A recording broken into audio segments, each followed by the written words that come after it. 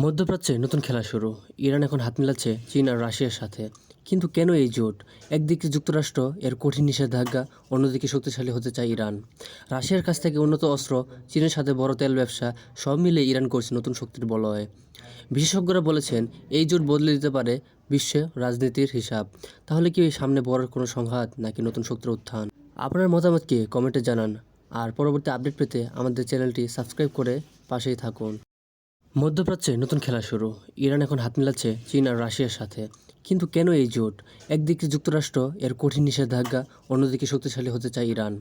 রাশিয়ার কাছ থেকে উন্নত অস্ত্র, চীনের সাথে বড় তেল ব্যবসা, সব মিলে ইরান করছে নতুন শক্তির বলয়ে। বিশেষজ্ঞরা বলেছেন এই জোট বদলে দিতে পারে বিশ্বে রাজনীতির হিসাব। তাহলে কি সামনে বড় কোনো সংঘাত নাকি নতুন শক্তির উত্থান? আপনার মতামতকে কমেন্টে জানান।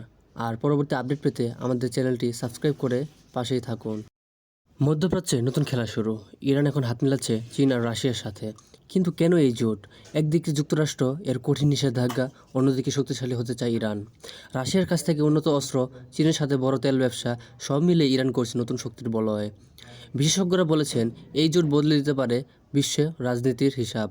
তাহলে কি সামনে বড় কোনো সংঘাত নাকি নতুন শক্তির উত্থান? আপনার মতামতকে কমেন্টে জানান।